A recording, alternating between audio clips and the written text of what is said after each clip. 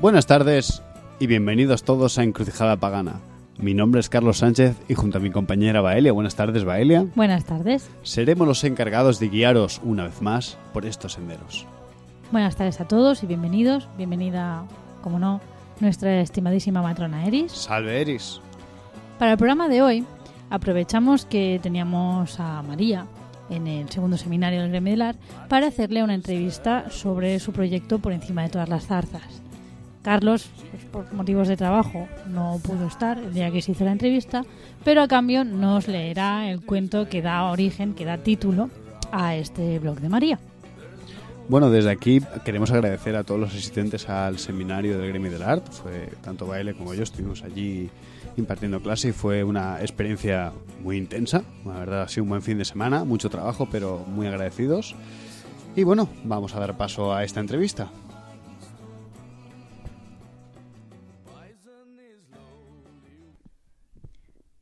Bien, pues estamos aquí con Mary. Buenas tardes. Buenas tardes. Ella es responsable del proyecto Por encima de todas las zarzas, que es un blog dedicado a la brujería vasca, y hemos querido invitarla, y ella ha accedido a esta entrevista muy amablemente, para profundizar un poco en este tema, ya que hace unas temporadas hicimos un programa sobre mitología vasca con Unai Bilbao, pero queríamos profundizar un poco en el tema de la magia, ¿no? En el tema de la brujería y su desarrollo. ¿Cómo estás, Mari? Bien, y encantada de poder participar en el programa. Pues nosotros encantados de tenerte aquí. Y vamos a empezar preguntando cómo surge la idea de hacer este proyecto de Por encima de todas las zarzas. Pues digamos que yo ya llevo unos cuantos años dentro de esta tradición, lo que pasa que, bueno, al tratarse de, digamos, una tradición que de raíces folclóricas y sobre todo de un carácter muy familiar, pues digamos que yo la había ido practicando un poco en la sombra y bueno, también es algo que es bastante desconocido y supongo que ahora tenía un poco la necesidad de hacer difusión y expresar un poco lo que significa para mí la tradición. ¿Y cuál es el objetivo de este proyecto? ¿Cómo lo planteas? Pues en realidad yo creo que hay varios objetivos dentro del proyecto. Primero, hacer difusión de la historia, la etnografía, el folclore y las creencias vasco-pirenaicas, pero no desde una perspectiva académica, aunque me apoye en referencias contrastadas, sino más desde un entendimiento personal de la cultura vasca que resulte accesible y didáctico también para los lectores. Lo que también pretendo con el proyecto es una reconexión con los elementos ancestrales y al mismo tiempo revitalizar y reinterpretar de una manera integradora y coherente el saber popular antiguo dentro del contexto moderno.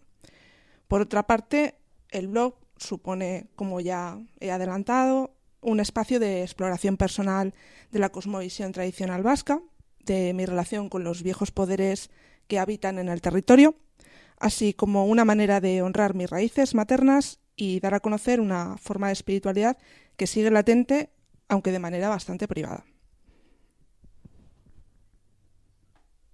¿Y cómo definirías la brujería vasca para aquellas personas que no hayan oído hablar de ella o que no hayan tenido un acercamiento previo a esta manera de procesar la brujería? Pues yo describiría la brujería vasca como una expresión folclórica y familiar del arte que busca custodiar y preservar una relación que entendemos que es sagrada, de convivencia con los espíritus del lugar y de la casa, porque la casa también conocida como Etxea es muy importante dentro de la tradición vasca. Y bueno, pues los espíritus son los que nos proporcionan el conocimiento sobre los misterios de la vida y la muerte, son quienes se ocupan de mantener el equilibrio natural, de otorgar una serie de dones y concedernos también la prosperidad necesaria para sobrevivir. Y bueno, nosotros como practicantes a cambio les rendimos culto, guardamos y transmitimos esas enseñanzas, intentando que lleguen a las siguientes generaciones pues, con el máximo de respeto y cariño posible. Y también intentamos poner al servicio de la comunidad con la mayor discreción las herramientas que los propios espíritus del territorio nos proporcionan. De todas formas, no todos los practicantes compartimos una misma idea de cómo mantener viva la llama de la tradición y honrarla.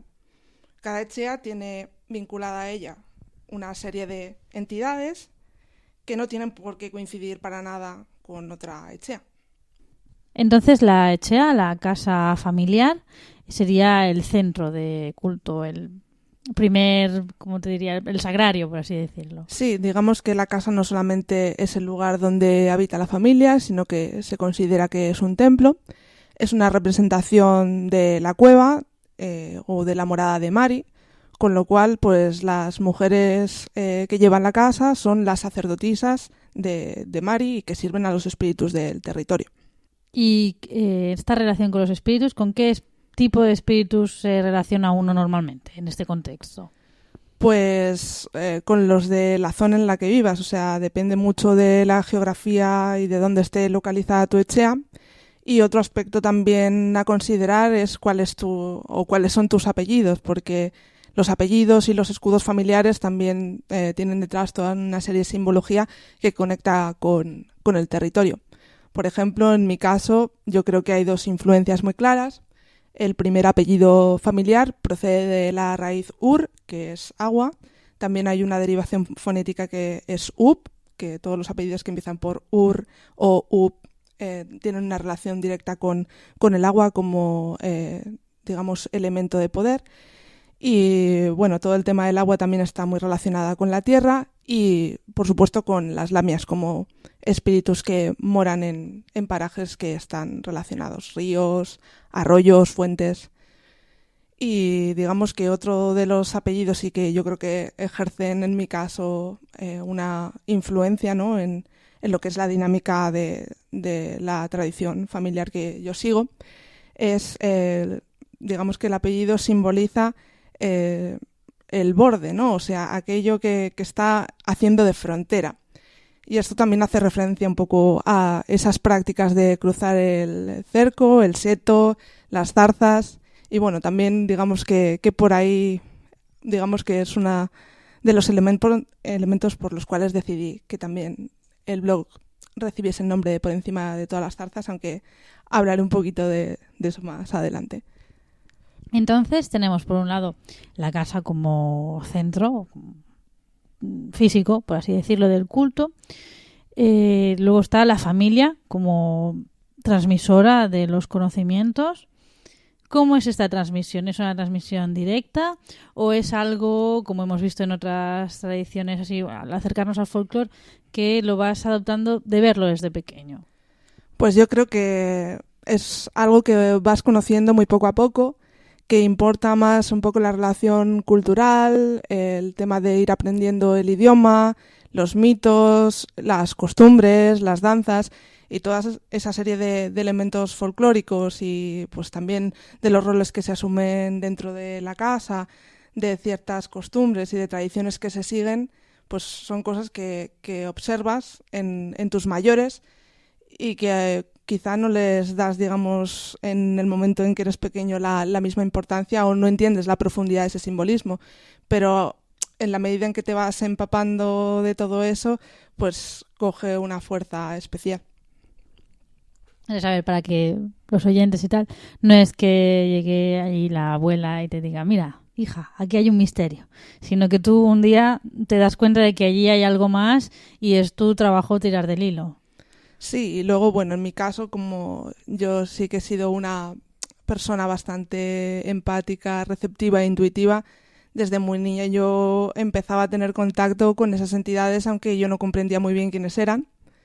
Y bueno, también desde muy niña pues yo no sabía que estaba experimentando vuelo del espíritu, pero bueno, tenía sueños lúcidos y interactuaba a veces pues con elementos también del folclore, pero bueno, pues eran parte de los cuentos, ¿no?, que yo conocía y para mí en aquel momento no tenían el mismo significado que obviamente tienen ahora. Claro, yo te decía porque me contrasta mucho esta visión, esta manera de que de repente encuentras que hay puertas que llevan más allá de lo que en un principio parecían, contrastada con esta imagen de cuando se habla, sobre todo en las películas, en los libros de transmisiones familiares, parece la imagen arquetípica esta del libro de sombras que toda familia tiene, ¿no? Y que es un poco, bueno, como una interpretación moderna de lo que sería la transmisión de una generación a otra, que pues como todo el mundo sabe, el diablo está en los detalles. Sí. Y bueno, también algo que quiero también transmitir a los oyentes es que dentro de esta tradición el tema del tempo es muy distinto, o sea, es algo que se cuece a fuego lento, digamos, y que, bueno, tus mayores de alguna manera te transmiten el aprender a tener paciencia, el hecho de sincronizarte con esos ciclos naturales y que no puedes acelerar ciertos procesos. Y bueno, y yo creo que todo eso está muy impregnado dentro de la tradición y esos aprendizajes también son muy de proceso y son cosas que tienes que ir integrando poco a poco para poder tener una comprensión después mucho más profunda y que realmente sea eficaz, ¿no? Para poder establecer esa relación con los espíritus de la casa y del territorio. Vale, entonces, ¿cuáles serían las funciones de un practicante de brujería vasca? Pues en primer lugar, pues mantener viva la llama de la casa. Bueno, el fuego del hogar es considerado incluso un espíritu familiar y el mantener viva esa llama simbólica y que haya una armonización, digamos, también del espacio físico y espiritual es muy importante. Y para que haya también esa armonía tienes que convivir en sintonía con esos espíritus a través de ofrendas, de peticiones, de pactos. Y luego también dentro de la tradición vasca hay un culto muy importante a los antepasados que se renueva cada luna nueva y luego pues en fechas especiales como puede ser ahora mismo con el Día de Difuntos. Y luego, pues bueno, pues sí que tienes la interacción en los momentos que lo necesitas, pues con esos espíritus del territorio a los que les pides ayuda, colaboración, o ellos son los que en un momento determinado también pueden solicitarte algo. Y la relación, vamos a hablar de los vecinos, de los dos tipos de vecinos que tenemos, vale, ¿no? Otras familias, gente del pueblo o gente de la ciudad que puedan venir a solicitarte pues un trabajo de sanación, un trabajo oracular. ¿Hasta qué punto está abierto este ámbito del servicio a la comunidad? Pues digamos que si es el ámbito local y digamos que conoces a esas otras familias y demás, la relación de vecinos es bastante estrecha. De hecho, uno de los dichos vascos, ¿no?, dice que una vida sin amigos y sin vecinos también es una muerte también en solitario, ¿no? Y el cuidar de estas relaciones comunitarias también es una forma de generar un ciclo de prosperidad y de intercambio mutuo que es también una de las bases, ¿no?, para mantener esta armonía y esta sostenibilidad social y comunitaria.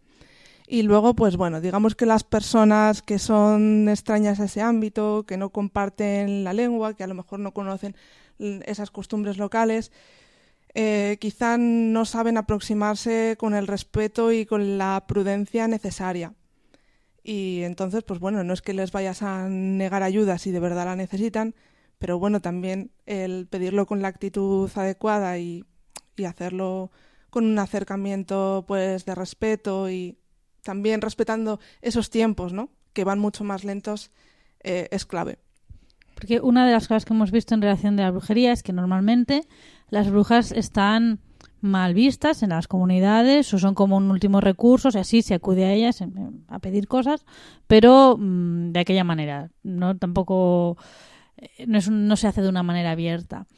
Parece ser, por lo que extraemos de las lecturas que hemos tenido, de tu blog y tal, dentro de la comunidad pues vasca, las brujas tienen una consideración mejor, son protegidas por el pueblo. Sí, de alguna manera yo creo que los vecinos comprenden que esa relación que establecen con esas fuerzas de la naturaleza tienen un poder y un significado y respetan eso. Lo que pasa que, bueno, también mantienen una cierta distancia, ¿no? Tampoco quieren saber en profundidad sobre los entresijos porque yo creo que entienden que tampoco deben, que bueno, saben que eso está ahí y lo respetan y de alguna manera también lo preservan a su manera, pero bueno, saben que ciertos misterios quizá deben permanecer, digamos, en un ámbito más privado o más secreto. Comentabas antes que hay diferentes enfoques a la hora de tratar con la tradición. ¿Nos puedes explicar un poco más en profundidad este tema? Sí, tampoco puedo dar muchos detalles porque podría comprometer quizá a ciertas personas, pero digamos que yo entiendo que hay dos grandes formas de entender la tradición. Digamos, la más tradicional, que la conservan, digamos, familias antiguas, que tienen una larga trayectoria pues custodiando esos secretos y las formas y los roles dentro de la echea. Y digamos que no se muestran abiertos a comunicar o a transmitir fuera, digamos, de ese círculo íntimo sus prácticas, porque yo creo que en parte temen que sean malinterpretadas y también que se pueda hacer un mal uso, ¿no?, de ese conocimiento, y prefieren que la tradición muera con ellos, si no hay nadie que la quiera seguir, a transmitirla a alguien fuera del entorno de la familia. Y sin embargo hay, digamos, todo otro sustrato de practicantes que están más vinculados a la magia folclórica, a la herbolaria. Dentro del País Vasco sobre todo se ha conservado más la tradición herbolera, y que, digamos, son más visibles dentro de la comunidad, y que, bueno, pues si te acercas a ellos pues con algún tipo de necesidad, suelen estar más abiertos a recibirte y a explicarte por lo menos los aspectos más folclóricos de la tradición que digamos, sí que están o se pueden compartir con otras personas. Y ahora vamos a hablar de los otros vecinos, ¿no? Hemos hablado de la comunidad, de las familias, todos los espíritus con los que uno está en contacto. Dirías que corresponden bastante a lo que nos llega a través del folclore. ¿Hay diferencias significativas dependiendo de la región, o cómo es recuperar este contacto? Pues como he comentado anteriormente, depende mucho de la zona, de las regiones. También hemos de considerar que hay una serie de variantes dialectales dentro del territorio vasco, y eso hace pues que las denominaciones de espíritus, aunque la esencia sea la misma, pues varíen y tengan sus matices locales, por así decirlo. Pero lo que es la cosmovisión general yo creo que es bastante compartida, ¿no? De que hay una serie de genios de la naturaleza, como las lamias, los gigantes, luego pues los duendes del hogar, y luego pues otra serie de genios que tienen quizá unas connotaciones más negativas, como puede ser Inguma, que es una especie de pesanta, ¿no? Para hacer el símil, ¿no?, con el territorio catalán, o con otros espíritus de la noche, pues o bueno, también difuntos, almas descarnadas, pues que ya tienen otra serie de connotaciones, quizá no de tanta cercanía o de poder establecer una relación tan cercana. Hay que tener otras precauciones, ¿no?, con este tipo de espíritus. ¿Y qué piden? Pues la verdad es que piden cosas que yo considero que son bastante razonables, sobre todo con los que trabajas de tu ámbito local más cercano y los de casa. Piden ofrendas, y pues pan, dulces, leche, miel, huevos, les gusta la sidra, pues a algunos también les gustan algunos licores más dulces. Así que bueno, no sé, es una relación bastante normal, ¿no?, de ofrendas, que son productos, ¿sabes?, que también forman parte de la casa y de lo que tú produces. ¿Y qué es lo que aportan a cambio? ¿En qué aspectos colaboran con las familias? Pues sobre todo con tareas de mantenimiento de la casa, no solamente a nivel físico, ¿sabes?, pues de que no te falte de nada y hay un mínimo de prosperidad, sino también en el cuidado espiritual, de que haya armonía, de proteger la casa, de promover la salud para que la familia esté bien en general, y más o menos esa es la relación que tenemos. Todo en general es un ámbito bastante doméstico, sí, y familiar, ¿no? Sí. Luego sí que hay, digamos, otra serie de prácticas más mágicas, como puede ser el vuelo del espíritu. También tenemos contacto con animales o con espíritus de plantas, donde hay cambios de forma o hay una interacción, digamos, un poco de tipo más chamánico para hacer cierto tipo de trabajos.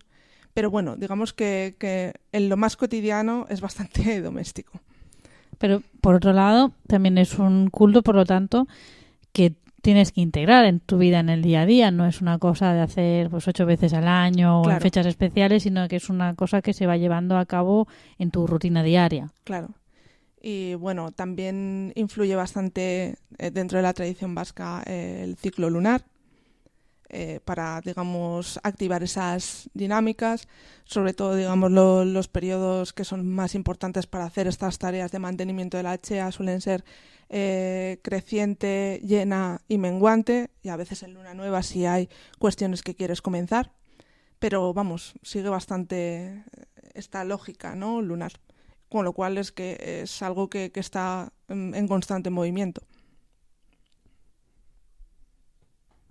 Entonces, a la hora de organizar este culto doméstico, ¿cómo va? ¿Lo haces tú como individuo? ¿Lo haces con tu familia? ¿Con algunos conocidos o allegados?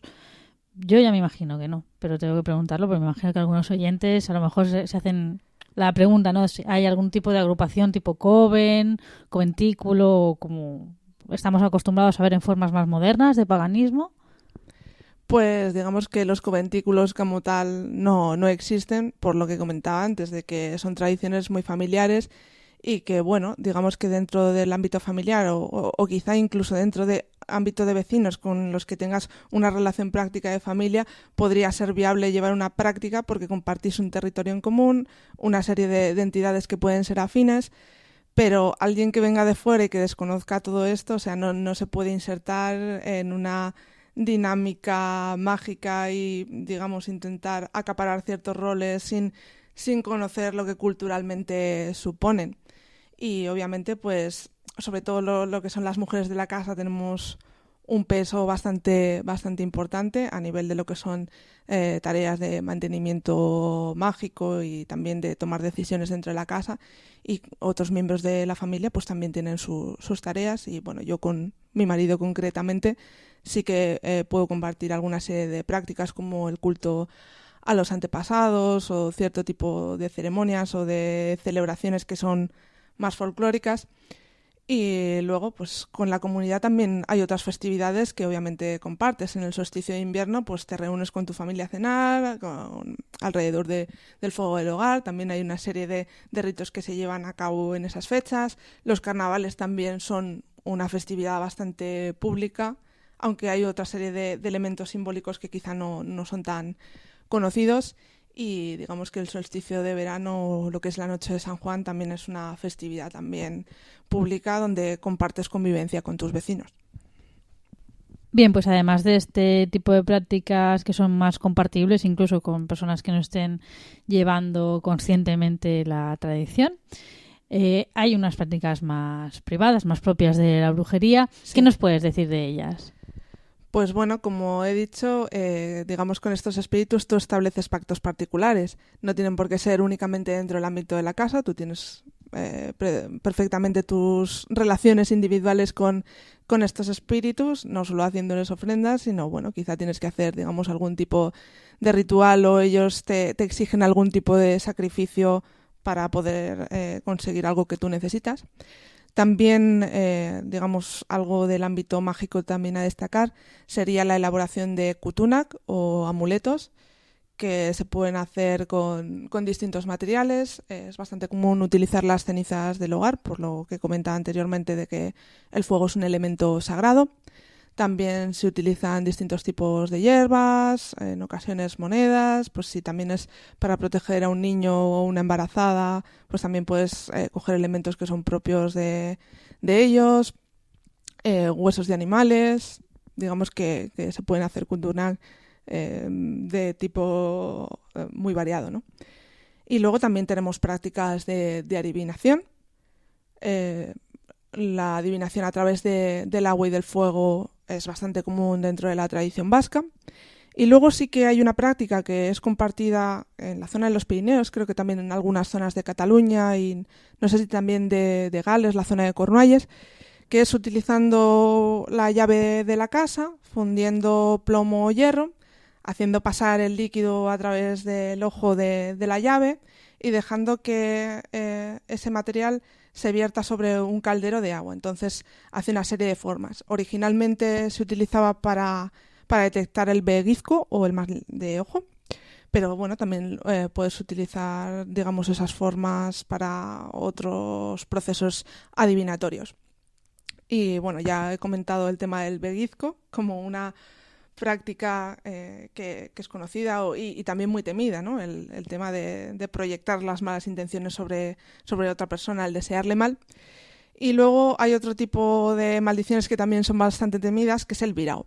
El virao es que tú haces un pacto con cierto tipo de entidades que tienen un carácter, digamos, considerado como maligno o más oscuro y demás, para eso también procurarle mal a una persona pues que, yo qué sé, haya hecho algo bastante cuestionable, ¿no? Y es una forma de castigo que, bueno, éticamente puede ser cuestionada, ¿sabes? Sobre todo dentro de círculos que no son tradicionales, pero bueno, nosotros tenemos una madre y unos espíritus que tienen sus dos vertientes, una vertiente luminosa de ayuda, de consejo, de servicio, pero también tiene un carácter bastante fuerte y no toleran la mentira, no toleran el robo, pues las injusticias, y de la misma manera que hay una serie de códigos y de normas que siguen estos espíritus, digamos que también son normas con las que tú convives. Claro, o sea, no es, vamos a decirlo así, no es que haya un extender el mal, no son entidades malignas porque se diviertan haciendo el mal, que también las hay en otros lugares, ¿no? En otros sistemas de creencias, sino, digamos que hay unas normas propias, hay un código interno que, bueno, si lo rompes, pues hay un Hay castigo. una serie de consecuencias, claro.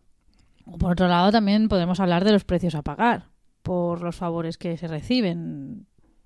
Normalmente cualquier cosa que hacemos tiene su precio. Sí.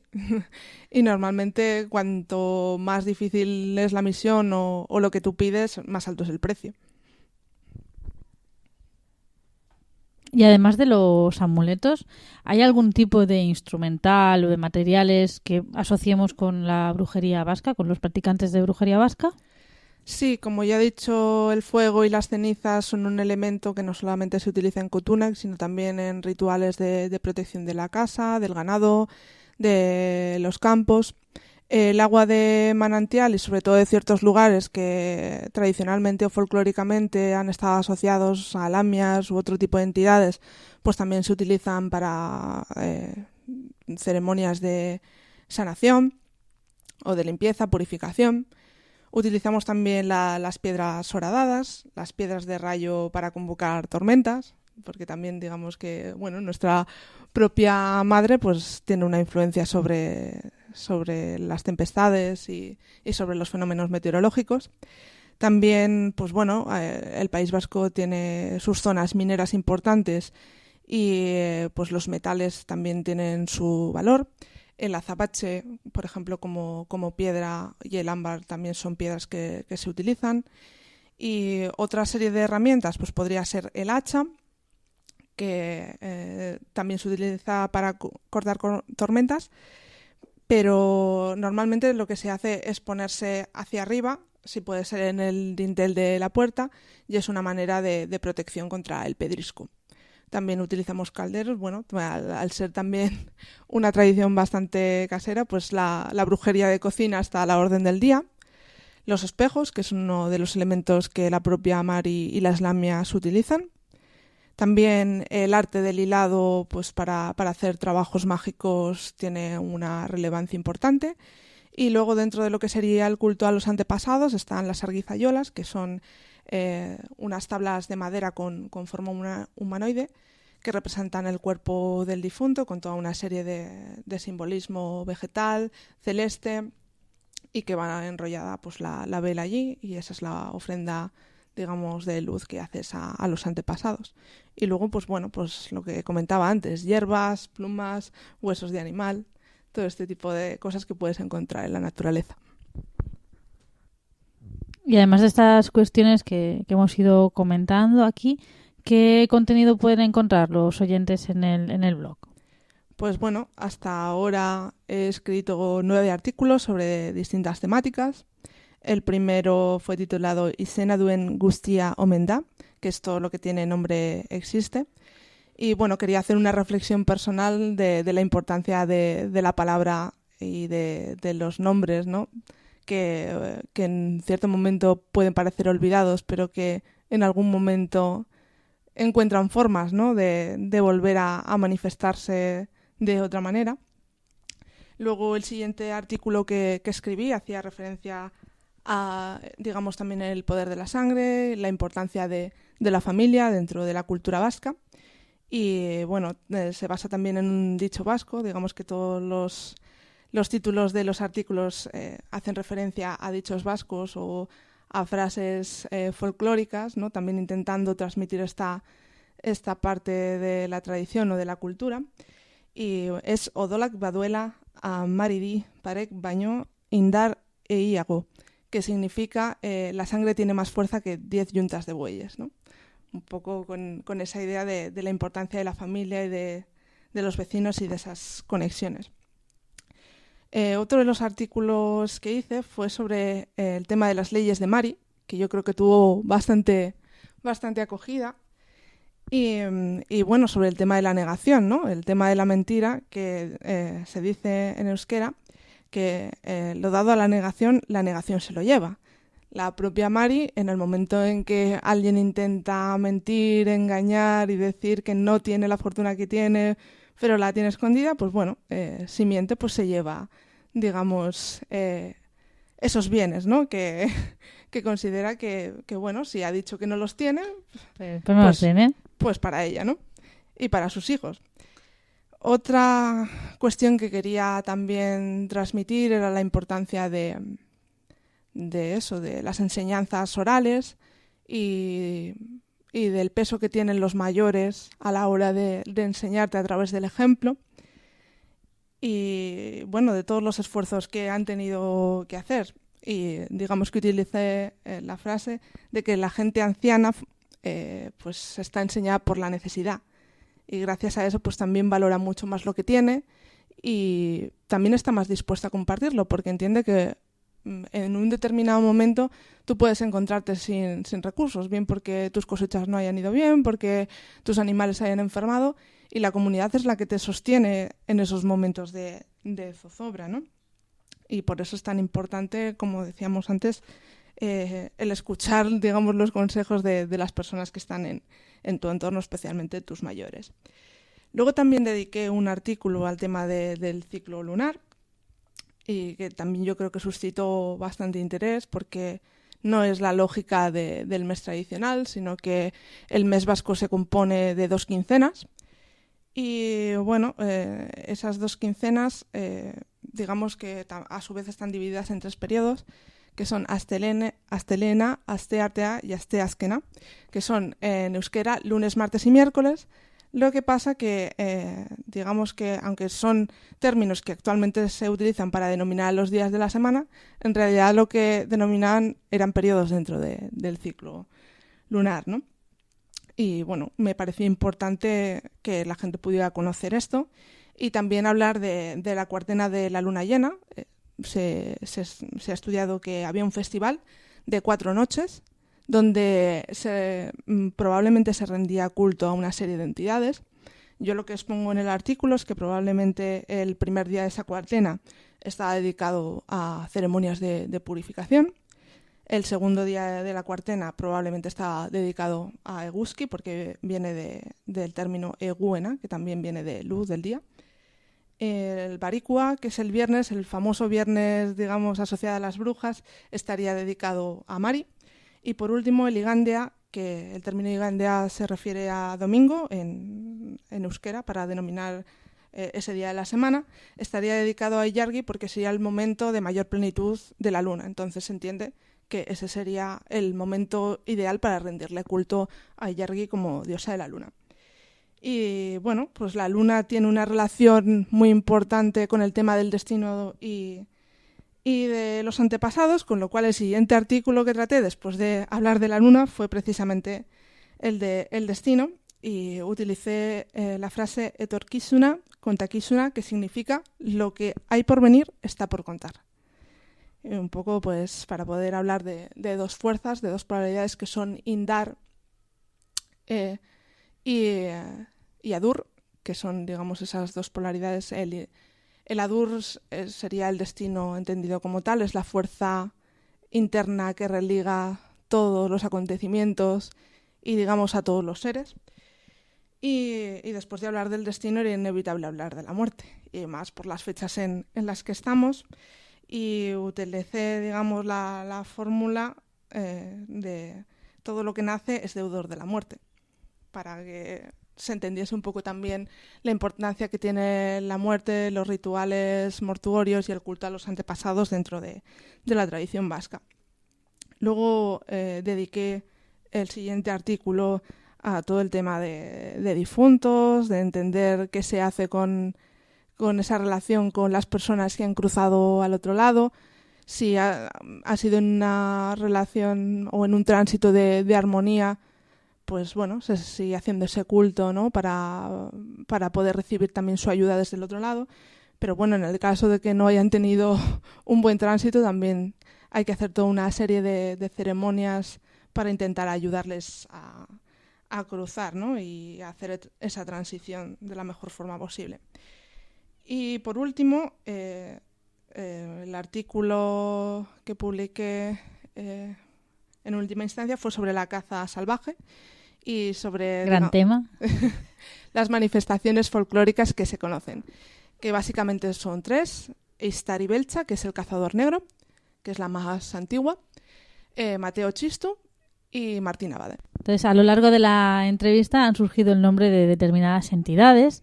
Como comentábamos al principio, nosotros ya hicimos un programa de mitología vasca con Unai, pero pues, quien no lo haya escuchado, quien esté escuchando esto por primera vez, si nos puedes dar unas pinceladas de quién son estos personajes, a qué se dedican y qué funciones tienen, pues te lo agradecemos. Vale. Pues la primera de quien hay que hablar es de Mari o de Amalur, la Madre Tierra.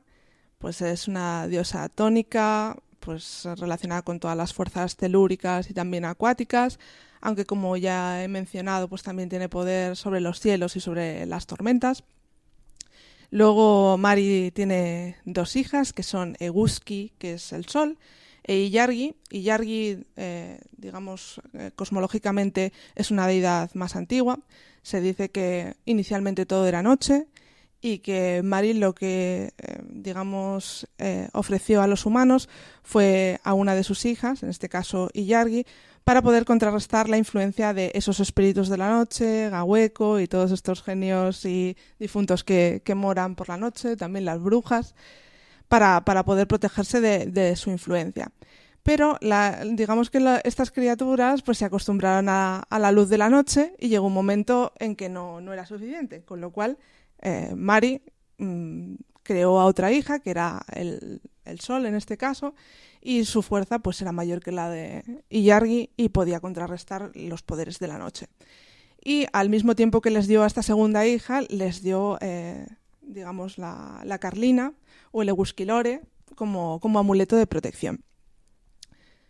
Y bueno, mencionando a Eistari Beltza, el nombre de Beltza pues nos remite inevitablemente a Kerbeltz, como macho cabrío, como divinidad astada, como una fuerza de la naturaleza salvaje. Y bueno, digamos que yo creo que en la figura de Eistari Beltza conviven no solamente, el poder de esa naturaleza salvaje de Aker, sino que probablemente Basajaun, como espíritu del bosque, también tuviera su cierta influencia, en el mito, o por lo menos así es como yo lo entiendo. Y bueno, creo que al último que nos queda por mencionar así de relevancia sería Sugar, que es la figura del cuélebre o de la gran serpiente, que es el esposo de Mari. Ya te voy a plantear otra pregunta, que a ver si la planteo bien. Más o menos, yo creo que a nivel mundial, cualquier persona que haya investigado algo sobre brujería tiene una idea sobre la brujería vasca muy ligada pues a lo que es los juicios de Zugarramurdi, la condena que hubo, pues todo ese episodio que históricamente es muy importante, pero a partir del cual pues se ha proyectado una imagen determinada de esto, de la brujería vasca, de lo que es un aquelarre. La palabra misma aquelarre pues tiene origen en ese momento histórico. Entonces, la pregunta es, de todas estas imágenes que se han proyectado, de lo que nos llega a través del cine o a través incluso de festivales y recreaciones, a lo que sería la práctica de, aunque sea una cosa que estamos recuperando ahora, de cierto modo, del día a día de la brujería vasca, ¿Qué tanto trecho hay? ¿Cómo están de distanciados? ¿Hay similaridades? ¿Es una cosa que no tiene nada que ver? ¿Cómo lo ves esto? Pues yo creo que hay bastante distancia, o por lo menos se ha desvirtuado bastante, yo creo, la imagen real de las prácticas verdaderas que existen dentro de la tradición. Sí que, digamos, del ámbito medieval podemos rescatar todo el tema del vuelo de las brujas, o sea, el vuelo del espíritu, como ya he dicho, es una práctica que existe. Lo que pasa que, bueno, no, digamos, rodeada de la fantasía que podemos leer, digamos, en las actas inquisitoriales, por supuesto. Pues obviamente sí que se consumían cierto tipo de enteógenos, y hay ciertas plantas que también se utilizan con propósitos de trance. Eso, digamos que sí que es parte de las verdades que había detrás. Y luego, como ya he dicho, pues sí que había ciertas prácticas que podríamos considerar de magia maléfica, como el veguizco o el virao, pero no se habla tanto de la tradición herbolera tan importante de sanación que todavía sigue muy viva en el territorio vasco. Y desde luego que no se habla para nada de todo este tema del culto más familiar y más doméstico. Otra de las cuestiones que podríamos tratar es si había reuniones de brujas. Probablemente sí que había familias que tenían relación y que se conocían entre ellas, y que sí que tenían una relación también de protegerse y de secreto, porque obviamente no eran tiempos para hablar de otras prácticas que eran consideradas heréticas. Pero digamos que el hecho de que las brujas se reuniesen en un prado alrededor, digamos, de la figura del macho cabrío, no tenían por qué reunirse en un prado. De hecho, vamos, es que se conocen, digamos, otros nombres de otros lugares, digamos, bastante más temerarios, como simas, la cima de una montaña, digamos, lugares bastante más inaccesibles para celebrar ese tipo de reuniones, porque que estaban perseguidas, ¿no? Y a mí particularmente me gusta más el término bacharre, que básicamente es asamblea. Yo creo que hace más justicia también a ese espíritu comunitario. Y bueno, también digamos que dentro de la comunidad vasca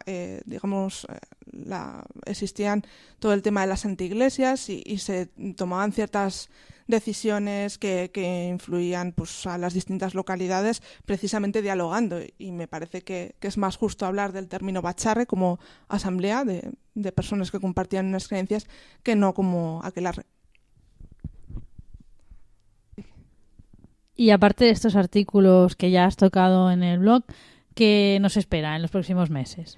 Pues hice una encuesta viendo que habían tenido acogida ciertos artículos, un poco para interesarme por qué temas quería conocer la gente.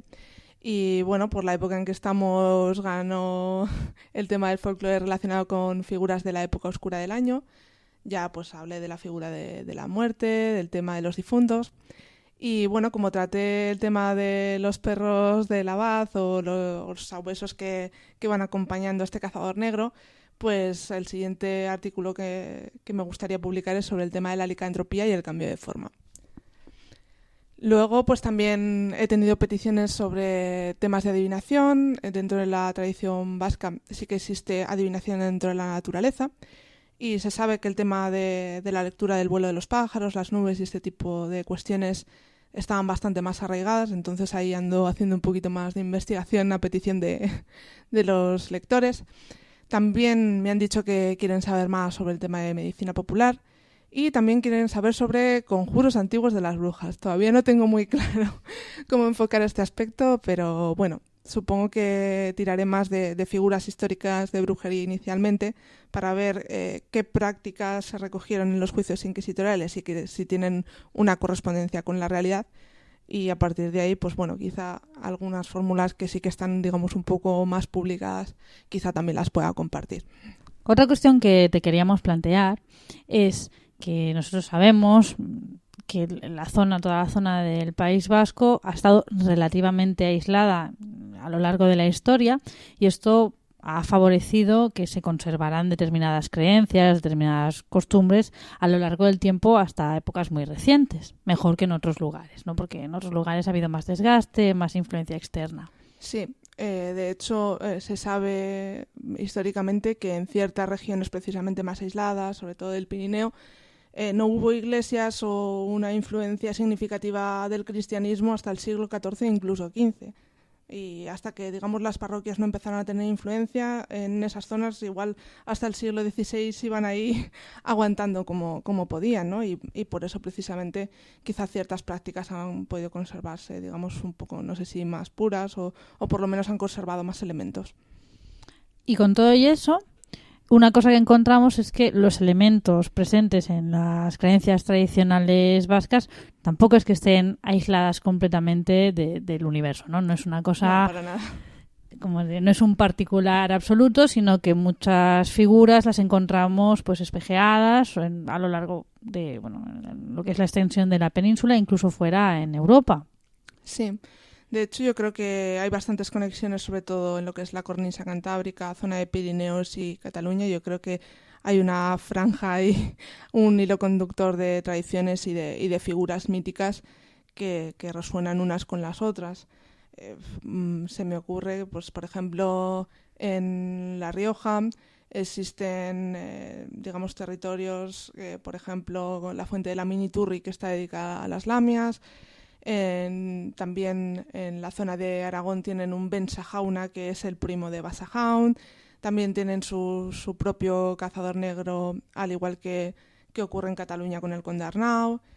Y también existen estas procesiones de difuntos, pues que podemos ver con la Santa Compaña, la Huestia, la Bona Xente. Y bueno, también tenemos la figura de las lamias, que las podemos encontrar representadas como encantadas o xanas en otras partes de la península. Y otras figuras míticas que también yo creo que compartimos en toda esta zona norte son los gigantes, ¿no? De hecho, el título de tu blog, Por encima de todas las zarzas, remite a una leyenda pues, popular sobre brujería. Sí, digamos el título es Sasi guztien gainetik, laino guztien azpitik, que es por encima de todas las zarzas, por debajo de todas las nubes. Se trata de una historia que recogió Barandiarán sobre una bruja de Salcedo, que está en la zona de Álava. Sin embargo, Juan Garmendia Larrañaga encontró otra versión de la leyenda en el valle de Araiz, que está en Guipúzcoa, contada por una mujer del caserío Ostocaitz, y que habla precisamente de lo que comentaba anteriormente del Bacharre, de la asamblea esta de brujas, y cómo iba, digamos, esa bruja en este caso a la reunión con sus compañeras. Pues bueno, digamos que en esta leyenda lo que se refleja es una fórmula que utiliza la bruja en este caso para el vuelo del espíritu, que aparte de decir por debajo de todas las zarzas y por encima de todas las nubes, habla de que tiene que ir media hora hacia allí y media hora hacia aquí, ¿sabes? Para localizar dónde quería llegar exactamente. Sin embargo, su nieto escucha la fórmula, intenta replicarla y se equivoca. Y dice que tiene que ir media hora para allí y un cuarto de hora para acá. Con lo cual va atravesando setos, ramas y llega totalmente ensangrentado a presenciar la reunión de brujas. Pues esta leyenda que comentaba Mary también la encontramos en Aragón y en Cataluña, y es muy parecida. En Aragón son las brujas que van al sábado o van a la reunión de brujas por la chimenea, y también hay un señor que las está espiando, y entonces ellas dicen por encima de Ramalloja a las Eras de Tolosa, que era pues uno de los puntos de reuniones de brujas, y el señor que intenta emularlas, pues lo que dice es por entre Ramalloja a las Eras de Tolosa, con lo cual le pasa lo mismo que en la historia vasca, que va pues entre Ramalloja pegándose todos los zarpazos, arañazos y golpes que te puedes imaginar hasta que llega al lugar. Una vez llega al lugar, se junta con la historia que ya contamos, si recordáis, del jorobado y las brujas, que es esta en la que pues las brujas, que en otras versiones sonadas pues están cantando una cancioncilla de lunes, martes y miércoles y lo van repitiendo. Y, bueno, es otra fórmula que la persona que intenta imitar se equivoca y también pues sale un poco escaldado, ¿no? Son estas, digamos, perlas de sabiduría popular de si no sabes lo que haces bien, pues mejor no te metas. Pues esta historia la encontramos también en Cataluña, igual, idéntica, con los dos fragmentos, el de la persona que está espiando a las brujas. La fórmula es muy parecida, también tendría que ser por encima de, y la persona que lo imita es por entre o por debajo.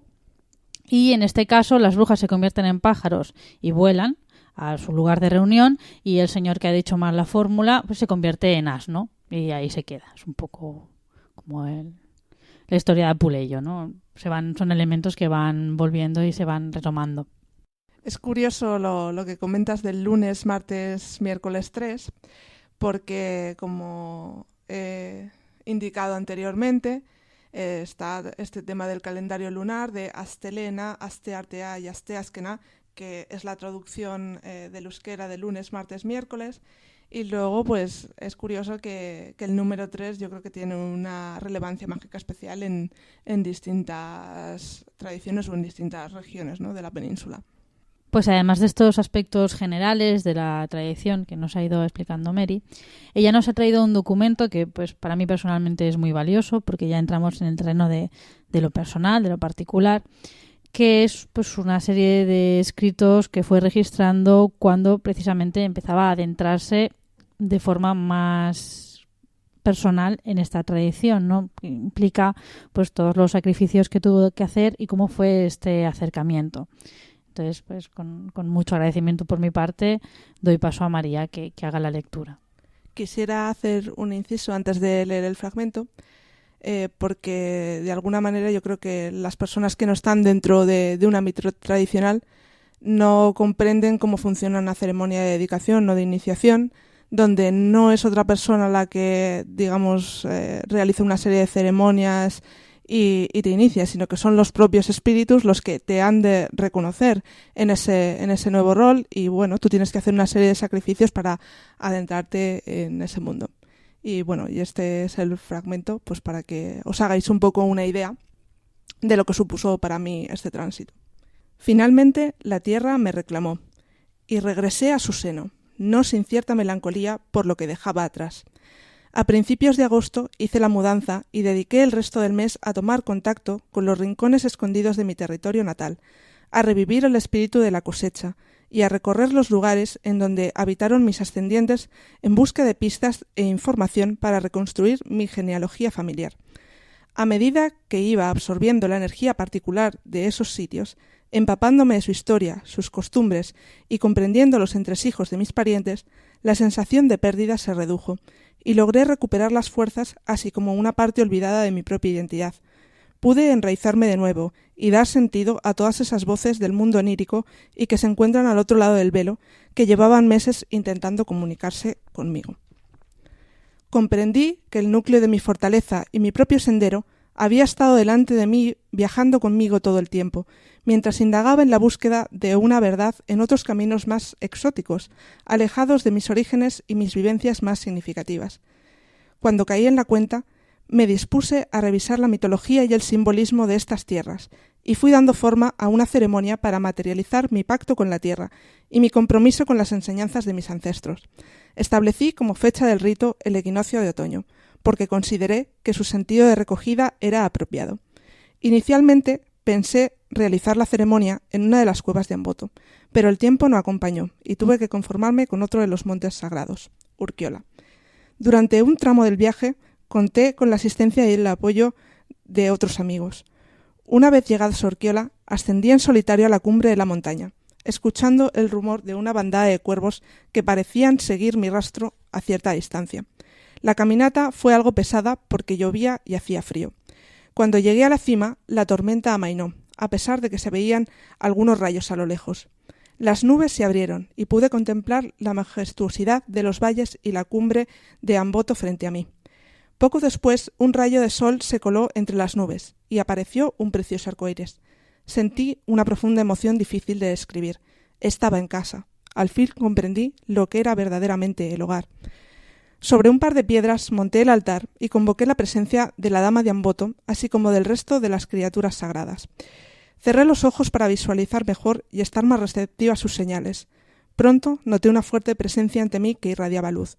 Me acuclillé en señal de respeto y a continuación pronuncié mis votos, sellando mi pacto con mi propia sangre que fue derramada sobre la tierra. Seguidamente le entregué unas ofrendas y entré en un estado de trance profundo, en el cual recibí consejos sobre la nueva etapa que acababa de iniciar. Finalmente despedí a la dama y al resto de sus hijos, Bajé del monte transformada por aquella experiencia, envuelta en un aura diferente a la mía. Mis amigos suspiraron aliviados al verme descender sana y salva. Me dijeron que habían pasado más de 3 horas, aunque para mí habría transcurrido mucho menos tiempo. Estaba hambrienta y tenía mucha sed, pero tal y como manda la tradición, debía presentarme a un macho cabrío, decirle mi nuevo nombre y besar su cabeza tras dar 3 vueltas cantando una pequeña oración. Aquello fue toda una aventura, y estuve a punto de ser embestida por uno de los animales, pero con paciencia y tiento logré mi objetivo. Una vez finalizada la ceremonia, nos fuimos a comer a un restaurante tradicional. Durante la noche no paré de soñar. Mis antepasados y otros seres me visitaron, y a su modo me dieron la bienvenida. Pues muchas gracias, María, por este documento que compartes con nosotros. Y muchas gracias por concedernos esta entrevista. Antes de despedirnos, queríamos preguntarte por el otro proyecto que estás llevando a cabo ahora, que es la Rueca Plateada. Uh-huh. Pues bueno, la Rueca Plateada, digamos que es un proyecto de tipo profesional, ya no tiene que ver tanto con mi ámbito personal o espiritual concreto, pero digamos que bueno, yo vengo del ámbito de la psicología, también he trabajado como docente, pero nunca me he sentido cómoda con la perspectiva clínica de abordar la salud, y también considero que la medicina todavía tiene como reto pendiente integrar aspectos más holísticos, y de alguna manera pues considero que también, digamos, en esta visión personal, ¿no?, y dentro de la tradición de donde vengo, el servicio a la comunidad es importante. Y quería compartir, digamos, toda esa experiencia profesional dentro de la psicología, también, digamos, mi formación complementaria en terapias alternativas, y también poner a disposición, digamos, de las personas que estén pasando, digamos, por algún tipo de proceso de despertar, o pues que tengan interés también en conocer aspectos de su espiritualidad, pues digamos mi propia experiencia, ¿no?, como bruja. Nosotros vamos a poner los links tanto en Facebook como en nuestra página web, pero para los que estén oyendo el programa, los proyectos de María se pueden visitar tanto en por encima de todas las zarzas.wordpress.com y la Rueca Plateada wordpress.com. Y para los oyentes que quieran profundizar más en estos temas, pues bueno, yo dentro del blog ya he ido dedicando una sección a recomendaciones bibliográficas, que son también las referencias que he ido utilizando para los artículos. No obstante, para aquellas personas pues que se quieran ir adentrando un poco en esta cosmovisión, yo recomiendo particularmente, a mí por lo menos me gusta, la obra de Barandiarán al completo, pero sobre todo el de mitología vasca. También me parece importante citar a Ortiz Osés, y el último libro publicado es el de los mitos vascos, que, bueno, digamos, interpreta desde una visión hermenéutica. Y por último, yo creo que uno de los investigadores que ahora mismo tienen, yo creo que más impacto a la hora de difundir lo que es la cultura y la espiritualidad vasca, probablemente sea Juan Garmendia Larrañaga, y cualquiera de sus libros, vamos, yo creo que son totalmente recomendables. Bien, pues ahí quedan las recomendaciones para el que quiera más información. Te volvemos a agradecer, María, que nos hayas concedido esta entrevista y que tengas muchísima suerte con estos proyectos. Gracias a vosotros por contar conmigo, y bueno, quedo a la disposición de todo aquel que quiera plantearme preguntas en el email relacionado con el blog, que es por encima de todas las zarzas @gmail.com. Leyenda de las brujas sorprendidas en Subatsarre. Había una vez un niño huérfano de padre y madre que vivía con su abuela. Esta, después de acostar a su nieto, levantaba la chapa de la base del hogar y extraía una pócima con la que se embadurnaba el rostro. A continuación, pronunciaba la consabida fórmula reservada para esta y similares ocasiones, que consistía en decir «por encima de todas las zarzas y por debajo de todas las nubes», y añadía «media hora para allá y media hora hacia aquí», partiendo a través de la ventana para desaparecer por los aires. En una de aquellas noches el nieto observó la conducta de su abuela y se propuso remembrarla, mas diremos que, en parte, lo hizo con escasa fortuna, ya que expresó la fórmula en sentido inverso a su deseo. Lo hizo de la siguiente forma: por debajo de todas las zarzas y por encima de todas las nubes. Y con el fin de adelantarse su abuela agregó 1/2 hora para allá y 1/4 de hora hacia aquí. Así, su deambular se convirtió en una azarosa travesía y acabó con la cara ensangrentada al pasar por debajo de todas las zarzas. Finalmente se posó en la rama de un árbol y pudo ser testigo de la reunión de un grupo de brujas. De esta manera pudo enterarse de la conversación de estas, que entre otras cosas comentaban cómo una conocida pareja de novios no llegaría al altar, puesto que el joven mantenía relaciones con otra chica y la novia estaba llamada a quedar desairada y en ridículo. El niño puso en conocimiento de la joven interesada lo que hablaron las brujas y la novia terminó con el noviazgo. El aludido nieto de una de aquellas brujas, que en esta ocasión acertó con el discurso que precedía su entrega voladora de moverse sobre las zarzas y por debajo de las nubes, presenció asimismo otra reunión brujesca. Esta vez, las brujas se explayaron acerca de la ruptura del noviazgo en cuestión y sospechaban que eran espiadas. De pronto, una de ellas reparó en el niño que les escuchaba desde un árbol. Entonces, prendieron al intruso y lo apalearon hasta que éste acertó a exclamar «Jesús». Al oír este nombre, las brujas desaparecieron súbitamente. Leyenda recopilada por Juan Garmendia Larrañaga, en el Valle de Araiz.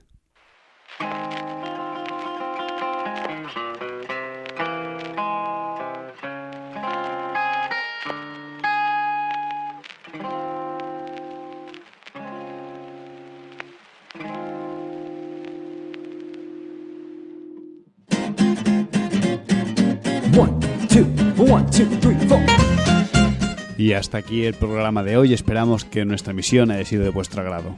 Desde Encrucijada Pagana damos las gracias, por supuesto, a María por habernos concedido esta entrevista. Muchas gracias, María. Y un saludo. Y también a todos los oyentes que nos escucháis bien a través de Sardañola Radio o bien a través de nuestros canales en iVoox o en YouTube. Recordamos que nuestras líneas de contacto siguen abiertas en encrucijadapagana@gmail.com o a través de un mensaje privado por Facebook. Así que, queridos oyentes, os esperamos la próxima semana en Sardañola Radio, aquí en Encrucijada Pagana, nuestro peculiar cruce de caminos. ¡Hasta pronto!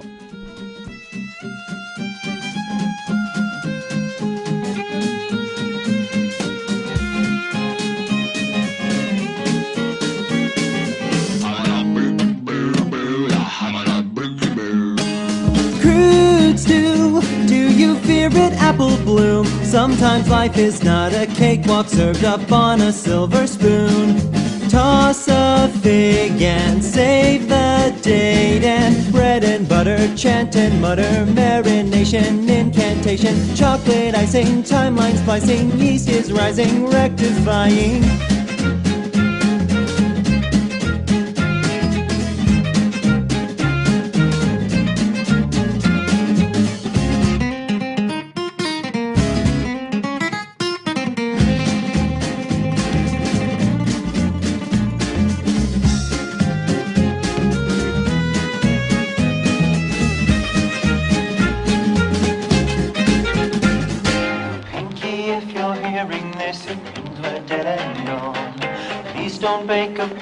Just accept it and move on. My cauldron is preheated and I've got you in my thrall. Let's beat these yoke and save my folk by breaking the fourth wall. Watch as I work my gypsy magic, see pony tears and provolone.